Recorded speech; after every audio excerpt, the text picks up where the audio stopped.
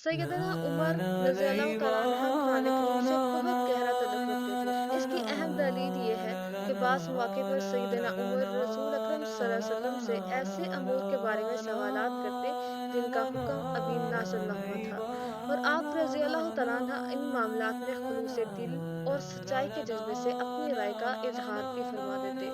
इनकी फ़रासत और कुरान करीम के मकासद बिल इस्तियाब जानने की वजह से कुरान मजीद की बाज़ आयात इनकी राय के मुताबिक नाज़िल हुई, जिनकी तफसील दर्ज झैल है।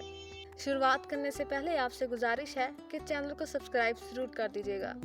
सैयदना अनस बिन मालिक बयान करते हैं कि सैयदना उमर रज़ी अल्लाह तआला अन्हा ने फरमाया, मेरी 3 बातें बिल्कुल अल्लाह की वही के मुताबिक हुई। या फरमाया ये कि अल्लाह ताला ने 3 बातों में मेरे साथ मुआफ़क़त की है।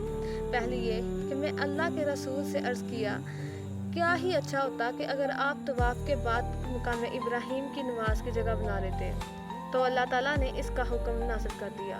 और दूसरे ये कि मैंने अर्ज़ किया कि ऐ अल्लाह के रसूल, आपके पास अच्छे बुरे हर किस्म के लोग आते हैं, अगर आप उम्महातुल मोमिनीन यानी अपनी बीवियों को पर्दे का हुक्म दे दें तो अच्छा है।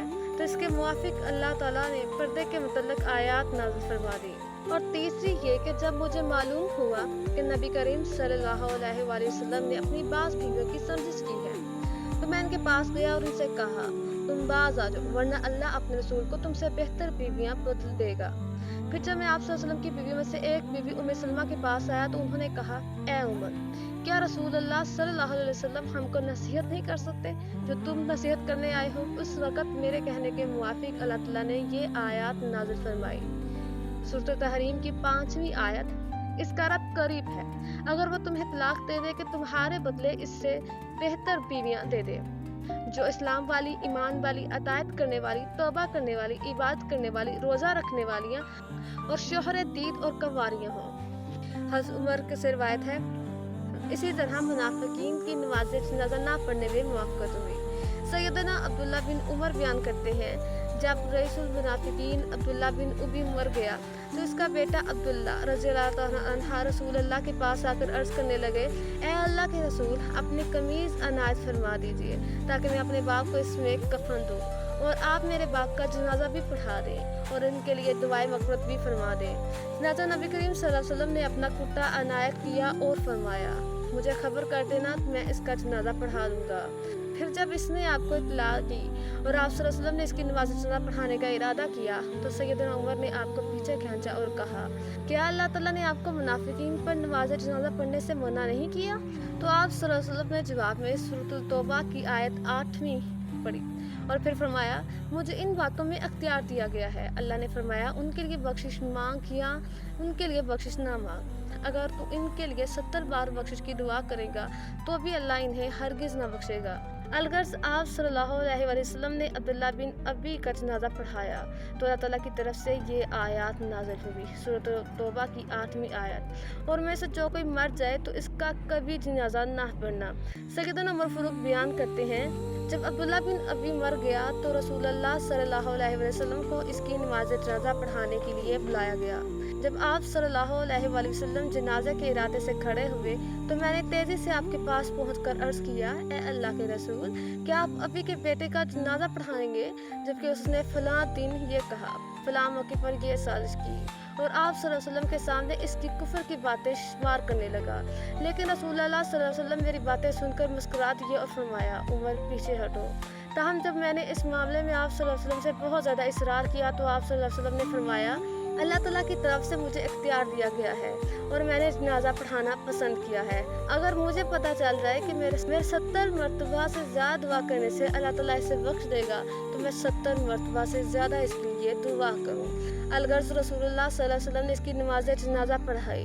जनाजा पढ़ने के बाद अभी आप सल्लल्लाहु अलैहि वसल्लम चंद लम्हात ही ठहरे होंगे कि सूरत तौबा की ये 2 आयत नाज़िल हुई, और उनमें से जो कोई मर जाए इसका कभी जनाजा ना पढ़ना और ना उसकी कब्र पर खड़े होना, बेशक इन्होंने अल्लाह और उसके रसूल के साथ कुफ्र किया और इस हाल में मर गए कि वो नाफरमान थे। सैयदना उमर बयान करते हैं कि मुझे इस पर बहुत ताज्जुब हुआ।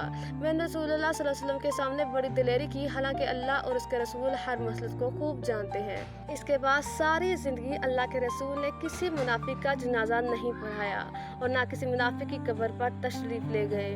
इसी तरह जंग बदर के कैदियों के बारे में हज़रत उमर रज़ी अल्लाह तआला की मुआफ़क़त हुई। सैयदना अब्दुल्ला बिन अब्बास बयान करते हैं, ग़ज़वा बदर में जब कैदी गिरफ्तार होकर आए तो रसूलुल्लाह सल्लल्लाहु अलैहि वसल्लम ने अबू बकर और उमर से फरमाया, इन कैदियों के मुतल्लिक़ तुम्हारी क्या राय है? तो अबू बकर ने अर्ज़ किया, ए अल्लाह के नबी, ये हमारे चचाज़ाद भाई और ख़ानदान ही के लोग हैं। सो मेरी राय तो यह है कि इनसे फ़दिया ले लिया जाए ताकि इस रकम से कफ़ार के मुकाबले में हमें क़ुव्वत हासिल हो और मुमकिन है कि अल्लाह इन्हें इस्लाम की हदायत दे दे। रसूलुल्लाह सल्लल्लाहु अलैहि वसल्लम ने फरमाया, ए इब्ने ख़त्ताब, तुम्हारी क्या राय है? सैयदना उमर कहते हैं, मैंने कहा, नहीं, अल्लाह की कसम, ए अल्लाह के रसूल, मेरी राय वो नहीं जो अबू बकर रज़ी अल्लाह तआला अन्हु की राय है, बल्कि मेरी राय तो ये है कि आप इन्हें हमारे हवाले कीजिए ताकि हम इनकी गर्दनें उड़ा दें। अकील को अली के हवाले कीजिए ताकि वो उसकी गर्दन उड़ा दे, और फ़लाँ जो मेरा अजीज़ है इसे मेरे हवाले कीजिए ताकि मैं उसकी गर्दन उड़ा दूँ, इसलिए कि ये लोग कुफर के सरगने और सरदार हैं। तो रसूलुल्लाह सल्लल्लाहु अलैहि वसल्लम ने अबू बकर की राय को अख्तियार फरमाया और मेरी राय को नज़रअंदाज कर दिया। फिर जब दूसरे दिन सुबह हुई तो अब मैं आया, क्या देखता हूँ कि रसूलुल्लाह और अबू बकर बैठे रो रहे हैं। मैंने कहा, है अल्लाह के रसूल, मुझे भी बतलाएं कि आप और आपके दोस्त क्यों रो रहे हैं, ताकि अगर मुझे भी रोना आए तो मैं भी रो पड़ूं, वरना आप दोनों के रोने की वजह से रोने वाली सूरत की ही बना लूँ। रसूलुल्लाह ने फरमाया, मैं इस फैसले की मुशावरत की वजह से रो रहा हूँ जो तुम्हारे साथियों ने कैदियों के फ़दिया लेकर छोड़ने के सिलसिले में मुझे दी थी। अब मेरे सामने इनका अज़ाब पेश किया गया जो इस दरख्त से भी ज़्यादा करीब था। नबी करीम सल्लल्लाहु अलैहि वसल्लम के करीब एक दरख्त था और अल्लाह ने ये आयत नाज़िल फरमाई, कभी किसी नबी के लायक नहीं कि इसके यहाँ कैदी हो, यहाँ तक कि वो ज़मीन में खूब खून बहा ले। तुम दुनिया का सामान चाहते हो और अल्लाह सब पर गालिब व कमाल हिकमत वाला है। अगर अल्लाह की तरफ से लिखी हुई बात ना होती जो पहले तय हो चुकी थी तो तुम्हें इसकी वजह से जो तुमने लिया बहुत बड़ा अज़ाब पहुँचता। सो इसमें सिखाओ जो तुमने गनीमत हासिल की, इस हाल में कि हलाल और तैयब है, और अल्लाह से डरो, बेशक अल्लाह बेहद बख्शने वाला नहायत रहम करने वाला है। अलगर्ज़ अल्लाह ताला ने इनके लिए मालिक गनीमत को हलाल कर दिया। इसी तरह सैयदना उमर आयात के असबाब नज़ूल के बारे में बहुत कुछ जानते थे और कई आयात तो इन्हीं की वजह से नाज़िल हुई। इनमें से बाज़ मक्की आयात हैं और बाज़ मदनी आयात हैं, बल्कि बाज़ आयात की तो बिलहाज ज़मान और मकान नज़ूल की सही मार्फत सैयदना उमर ही से मिलती है।